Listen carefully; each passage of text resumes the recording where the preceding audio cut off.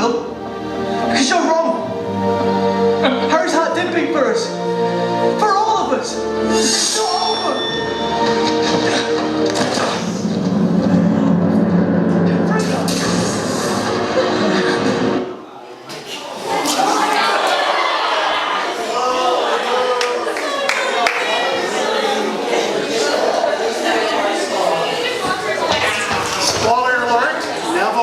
Killing one of the hardest Horcruxes.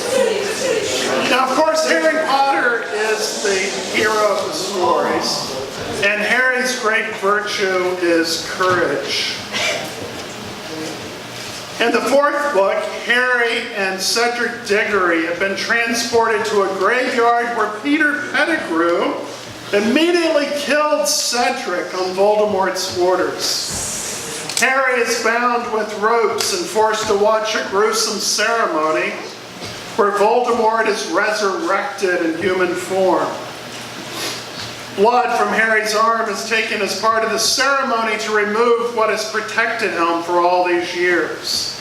But then Voldemort releases Harry so he can torment him before killing him.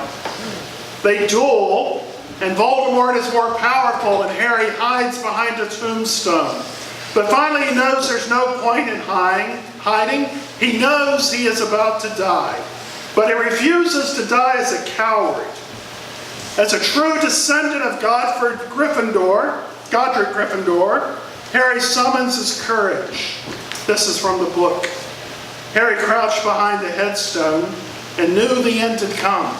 There was no hope, no help to be had, and as he heard Voldemort draw nearer still, he knew one thing only. It was beyond fear or reason. He was not going to die crouching here like a child playing hide and seek. He was not going to die kneeling at Voldemort's feet. He was going to die upright like his father, and he was going to die trying to defend himself, even if no defense was possible. Before Voldemort could stick his snake-like face around the headstone, Harry stood up and he gripped his wand tightly in his hand, thrust it out in front of him, and threw himself around the headstone facing Voldemort. Voldemort was ready. As Harry shouted Expelliarmus, Voldemort cried, Avada Kedavra.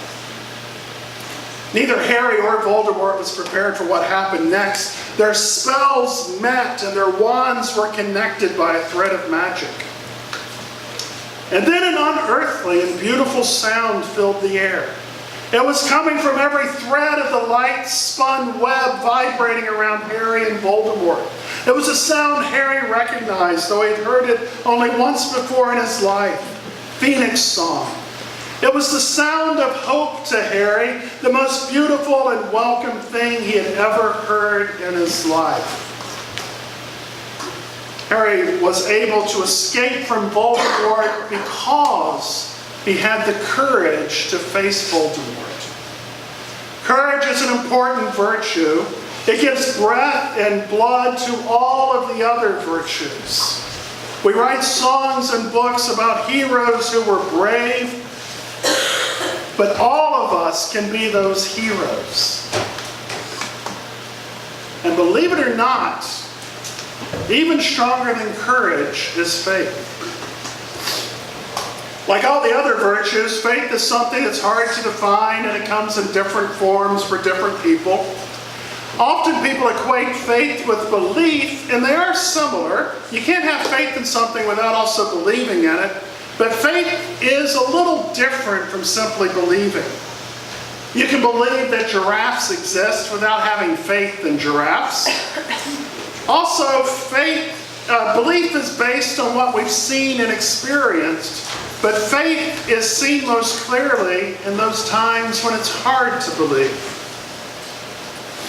Humans are creatures of faith, I think, because faith is fundamental to how we live our lives. What we surrender ourselves to, what we strive for, what we trust in is the focus of our faith and the object of our worship. Faith is what brings together our emotions, reason, and will in a single purpose. Our faith is not seen so much in the doctrines of our church, but in our actions and attitudes. In the book of Hebrews, we have one of my favorite verses of Scripture. Now, faith is the assurance of things hoped for and the conviction of things not seen. It is by faith that we're able to live in an uncertain and unkind world. It is by faith that we form friendships, fall in love, and go to work, even though we know that our friends may let us down, our work may be meaningless, and our lovers may betray. But we still have faith.